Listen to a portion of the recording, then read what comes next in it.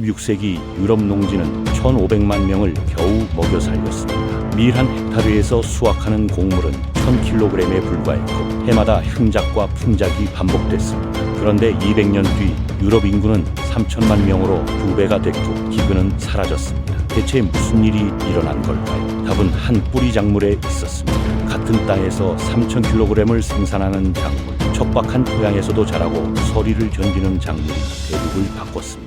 하지만 이 구원자는 100년 뒤 재앙이 됐습니다. 19세기 중반 아일랜드에서 100만 명이 굶어 죽었고 100만 명이 대서양을 건넜습니다. 한 작물에 모든 걸 걸었던 사회가 무너지는 데는 사흘이면 충분했습니다. 마을 전체가 텅 비었고 길가엔 풀뿌리를 캐다 쓰러진 사람들이 널렸습니다. 구원과 재앙, 두 얼굴을 가진 이 작물은 유럽에 가장 큰 교훈을 남겼습니다. 단일 작물 의존이 얼마나 위험한지를.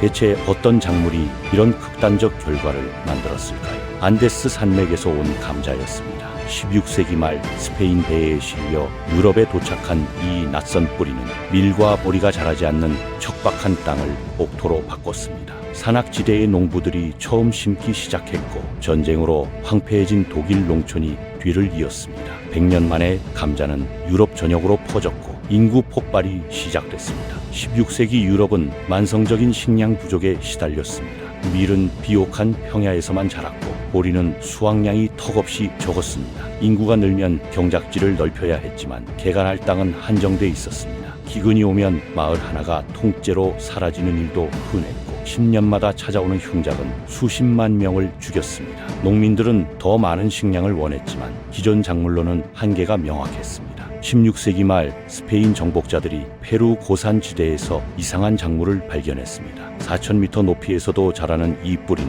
추위와 척박한 토양을 견뎠고 잉카인들은 이를 3,000년간 주식으로 삼아왔습니다. 1년 내내 보관했고 전쟁 때도 굶지 않았습니다. 스페인 배는 이 감자를 화물칸에 실었고 대서양을 건너 세비야 항구에 내렸습니다.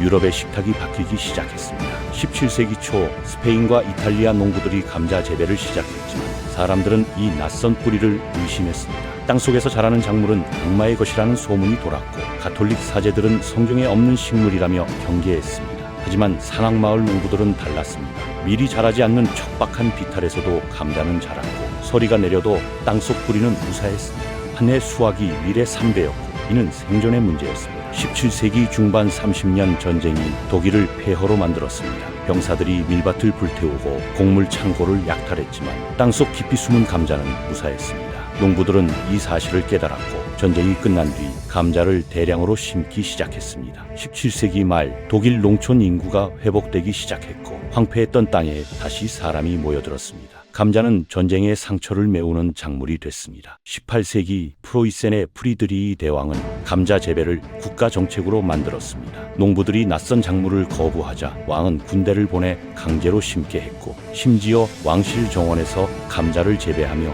귀족 작물임을 과시했습니다.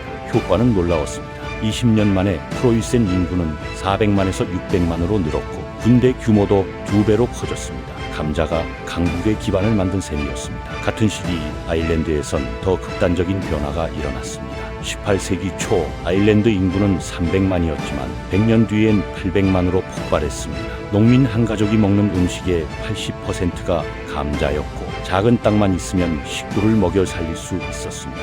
결혼 연령이 낮아졌고 출산율이 치솟았습니다. 18세기 말 아일랜드는 유럽에서 인구 밀도가 가장 높은 지역이 됐습니다. 하지만 이 폭발적 성장엔 치명적 결함이 숨어 있었습니다. 아일랜드 농민들은 단 한 품종, 룸퍼 품종만 재배했습니다. 수확량이 많고 재배가 쉬웠기 때문이었습니다. 다양성은 사라졌고 모든 감자밭이 유전적으로 동일해졌습니다. 한 병이 퍼지면 모든 밭이 동시에 무너질 수 있는 구조였습니다. 하지만 아무도 이 위험을 예상하지 못했습니다. 1845년 여름 벨기에 플랑드르 지방의 한 감자밭에서 이상한 현상이 나타났습니다. 푸르던 잎이 하룻밤 사이 검게 변했고 줄기가 물렁물렁하게 썩어 들어갔습니다. 역병은 서쪽으로 퍼져나갔고 한 달 만에 프랑스 해안을 넘어 아일랜드 전역을 덮었습니다. 농부들이 캐낸 감자는 악취를 풍기는 검은 덩어리였습니다. 식물병리학자들이 나중에 밝혀낸 원인은 피토프토라 인페스탄스 물곰팡이였습니다. 아일랜드 농민들은 당황했지만 다음 해를 기다렸습니다.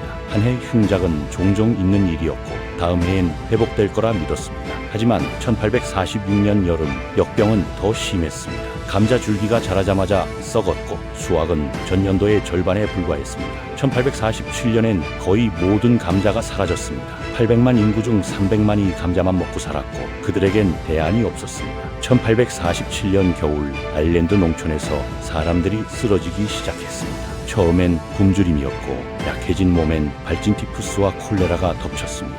마을 전체가 텅 비었고 시체를 묻을 사람조차 없어 길가에 방치됐습니다. 농민들은 풀뿌리를 캐고 나무 껍질을 벗겨 먹었지만 영양 실조는 막을 수 없었습니다. 어린 아이들이 먼저 죽었고 노인들이 뒤를 이었습니다. 영국 정부는 구호를 약속했지만 실행은 더뎠습니다. 자유시장 원칙을 내세우며 정부 개입을 최소화했고 구호 식량은 턱없이 부족했습니다. 더 기막힌 건 아일랜드에서 생산된 밀과 귀리가 여전히 영국으로 수출됐다는 사실입니다. 배가 고파 쓰러지는 사람들 앞에서 곡물을 실은 배가 항구를 떠났습니다. 아일랜드인들은 분노했지만 저항할 힘조차 없었습니다. 1848년 봄 살아남은 아일랜드인들은 선택해야 했습니다. 남아서 죽거나 떠나서 살거나. 항구엔 미국과 캐나다로 가는 배를 기다리는 사람들이 몰렸고 배삿은 천정부지로 치솟았습니다. 관배라 불린 낡은 배들은 비좁았고 위생 상태는 최악이었습니다. 승객의 4분의 1이 대서양을 건너다 죽었지만 그래도 남는 것보단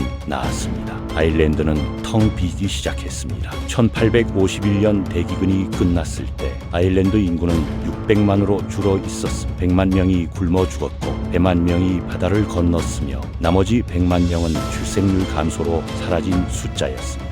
살아남은 사람들은 감자를 여러 품종으로 나눠 심기 시작했고 밀과 귀리 재배 면적을 늘렸습니다. 단일 작물 의존은 끝났지만 대가는 너무 컸습니다. 대서양을 건넌 아일랜드인들은 뉴욕과 보스턴에 정착했습니다. 그들은 항만 노동자가 됐고 철도 건설 현장에 투입됐으며 탄광으로 내려갔습니다. 영어를 할 줄 알았고 가톨릭 공동체를 중심으로 강한 조직력을 발휘했습니다. 20년 뒤 아일랜드계는 미국 동부 도시의 경찰과 소방서를 장악했고 정치 조직의 중심이 됐습니다. 대기금이 만든 디아스포라는 새로운 힘이 됐습니다. 유럽 각국은 아일랜드 대기근을 뼈아픈 교훈으로 받아들였습니다. 독일과 프랑스는 감자 품종을 다양화했고 국가 차원의 곡물 비축 제도를 만들었습니다. 농업 과학자들은 역병 저항성 품종 개발에 착수했고 30년 만에 안정적인 신품종들이 보급됐습니다. 식량 안보는 국가 안보와 동일한 개념이 됐고 단일 작물 의존을 경계하는 정책이 확립됐습니다. 아일랜드 사회 구조도 근본적으로 변했습니다. 소작농들은 땅을 소유하기 시작했고 지주 중심 체제는 서서히 무너졌습니다. 하지만 인구는 회복되지 않았습니다. 젊은이들은 계속 미국과 영국으로 떠났고 20세기 초 아일랜드 인구는 450만까지 떨어졌습니다. 섬은 비었고 버려진 오두막들이 풍경을 채웠습니다. 대기근의 상처는 100년이 지나도 아물지 않았습니다. 감자 자체는 살아남았고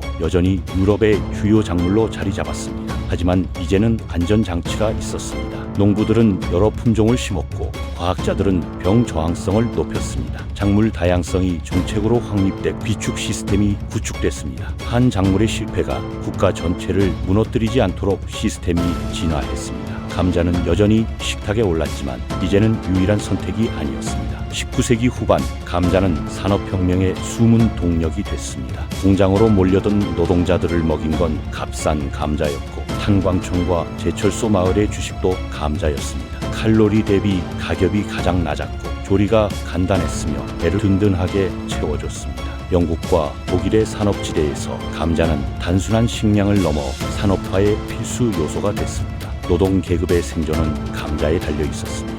20세기 들어 감자는 세계 4대 주식 작물 중 하나로 확고히 자리 잡았습니다. 밀, 쌀, 옥수수와 함께 인류를 먹여 살리는 기둥이 됐고 연간 생산량은 3억 톤을 넘어섰습니다. 하지만 아일랜드 대기근의 교훈은 잊히지 않았습니다. 모든 농업 국가는 작물 다양성을 정책의 핵심으로 삼았고 단일 품종 의존을 절대 금기로 여겼습니다. 유전자 은행들이 세워졌고 수천 개 품종이 보존됐습니다. 현대 식량 안보의 개념은 아일랜드 대기근에서 직접 탄생했습니다. 국가는 비축 곡물 의무화 정책을 도입했고 여러 작물을 동시에 재배하도록 보조금을 지급했습니다. 병충해 조기 경보 시스템이 구축됐고 국제 식량 원조 체계가 만들어졌습니다. 한 작물의 실패가 대량 아사로 이어지지 않도록 다층 안전망이 설계됐습니다. 이 모든 시스템의 출발점엔 아일랜드의 비극이 있었습니다. 감자는 16세기 유럽을 기근에서 구했고 인구를 2배로 늘렸지만 9세기 아일랜드를 재앙으로 몰아넣었습니다. 하지만 이 과정에서 인류는 값진 교훈을 얻었습니다. 단일 품종 의존은